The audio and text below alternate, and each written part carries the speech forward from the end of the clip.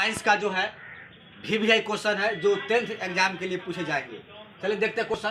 कहता है BM question for class 10th है, सब्जेक्ट साइंस है, ऑब्जेक्टिव क्वेश्चन है 10th का। कहता है प्रकाश के परावर्तन के नियम है। प्रकाश के परावर्तन के नियम आप जानते हैं कि 2 होता है। तो ऑप्शन नंबर ए कहता है 1, बी कहता है 2, सी कहता है 3, डी कहता है 4। तो 2 को बी को लॉक कर लिए, 2 होगा। प्रकाश के परावर्तन का है या अपवर्तन का है, उसका नियम 2 ही होता है। आगे बढ़ते हैं। मोटर गाड़ी के चालक के सामने लगा रहता है। मोटर गाड़ी के चालक के सामने लगा रहता है। कहता है समतल दर्पण, बी कहता है उत्तल दर्पण, सी कहता है अवतल दर्पण, डी कहता है उत्तल है। तो मोटर गाड़ी के चालक के सामने हर हमेशा याद करके रखिएगा, उत्तल दर्पण का ही यूज होता है मोटर गाड़ी के चालक के सामने ऐसे देखने के लिए।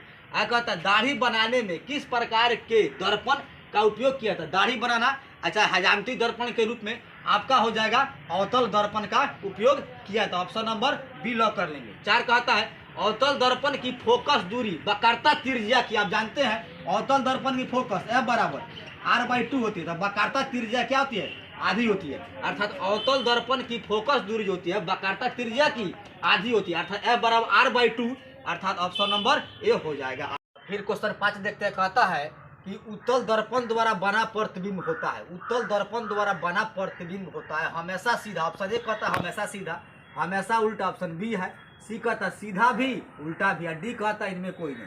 तो ऑप्शन नंबर ए आपका आंसर हो जाएगा हमेशा सीधा। उत्तल दर्पण जो होता है साइड मिरर के रूप में होता है, प्रयोग करते हैं, अर्थात मोटर गाड़ी के चालक का सामना करता है, तो ये हमेशा सीधा प्रतिबिंब देता है। तो हमेशा सीधा ही लॉक करेंगे।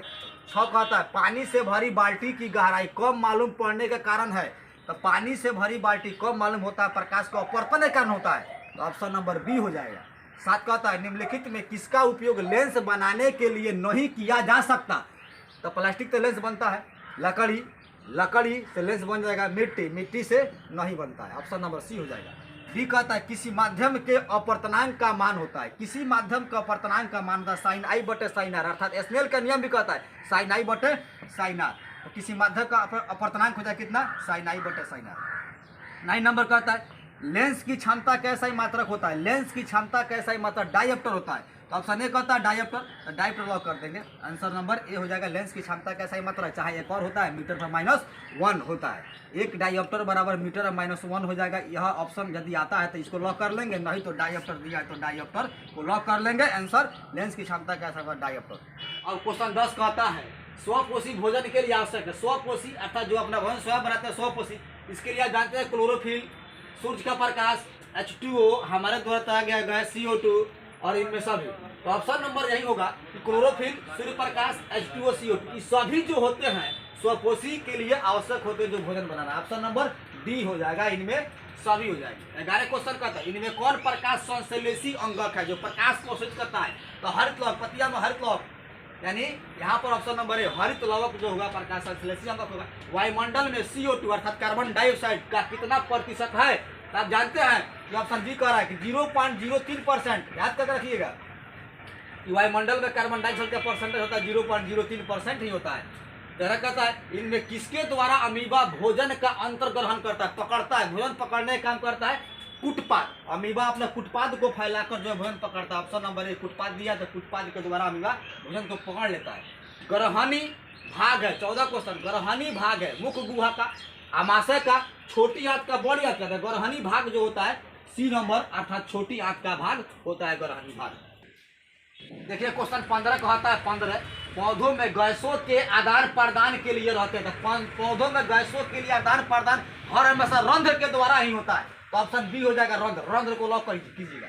16 कहता है रक्त इनमें किसकी उपस्थिति के कारण लाल दिखता है। तो रक्त में हेमोग्लोबिन होता है जिसके कारण लाल दिखता है। तो हेमोग्लोबिन कहाँ है, ऑप्शन नंबर ए में हेमोग्लोबिन है, लॉक करेंगे। रेजिन किस पौधे का उत्सर्जी पदार्थ है। तो बबूल कहता है, कनेर कहता है, पीपल कहता है, चीड़। तो चीड़ का जो होता है रेजिन जो होते हैं उत्सर्जी पदार्थ होता है। 18 कहता है इनमें कौन बुद्धि और चतुराई का केंद्र है। बुद्धि और चतुराई केंद्र होता है सेरिब्रम। तो सेरिब्रम ऑप्शन नंबर सी का सेरिब्रम को लॉक करेंगे। एंड्रोजेन, एंड्रोजेन जो होता है नरलिंग हार्मोन होता है जो वृषण से स्रावित होता है। तो नरलिंग हार्मोन जो होंगे एंड्रोजेन जो होगा नरलिंग हार्मोन हो जाएगा। 20 कहता है एस्ट्रोजेन स्रावित होता है। तो एस्ट्रोजेन स्त्रियों में होती है अर्थात अंडाशय से जो द्वारा, अंडाशय द्वारा। जो है स्रावित होता है, एस्ट्रोजन अंडाशय द्वारा स्रावित होता है। Option number B. अणु सूत्र C5H12 के कितने श्रृंखला समायोगी होंगे?